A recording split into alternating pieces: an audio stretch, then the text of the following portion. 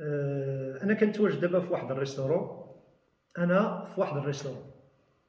هذا الريستورون هذا اللي كنت كنجلس فيه انا وصحابي اليهود، كنشاركوا الطعام هاكا. انا دابا بوحدي. في هذا النهار هذا كنشوفوا علاش كنقولوا علاش ان واحد النوع ديال بنادم، النوع ديال الناس كيدخلوا لاسرائيل، كيخدموا، وفرات لهم الدوله الخدمه، وفرات لهم الماكله، وفرات لهم على الظهر اليهود.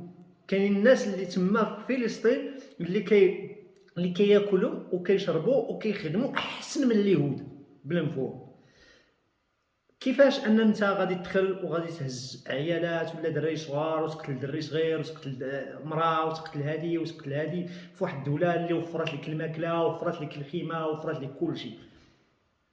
انا كنقول لكم كمغربي، هاد الكلمه اللي كنقول لكم من مدينه ميدلت، بالراه حنا عاشوا جدودنا هنا مع اليهود مئات السنين، ما عمر كان عندنا مشكل معهم. ديما الهنا والسلم والضحك والخدمه، شاركنا معاهم الخير، لدابا حتى الساعه كنشاركوا معاهم الخير. لاش هادشي؟ لاش هاد الحرب؟ لاش غادي تقتلوا واحد ولد عمك؟ ولاد اليهود راه غير ولاد عم المسلمين، لاش غادي تقتلوا؟ انا كنامن ببنادم. حشومه حشومه حشومه حشومه.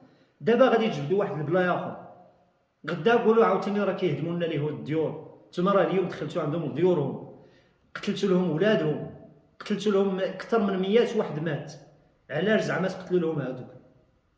وملي كيديروا وملي كتقيس بنادم اللي كتدخلوا لدارو وكتقتلوا ولادو، ما يمكنش ما يقتلك. حشومه. فكروا في ولادكم بعدا، فكروا في دوك العائلات اللي عندكم في الديور اللي غادي يطيح عليهم الصوارخ، فكروا على دوك العائلات، فكروا على الجوع، فكروا على هذه، فكروا على هذه. راه اسرائيل غادي يسد عليكم الباب، راه غادي تبقاو بالجوع. حشومه هاد الخدمه اللي درتو، حشومه حشومه حشومه. ما بغاها لا الله ولا النبي، لا الدين ولا شي حاجه كاع كيقول داكشي. السلام عليكم.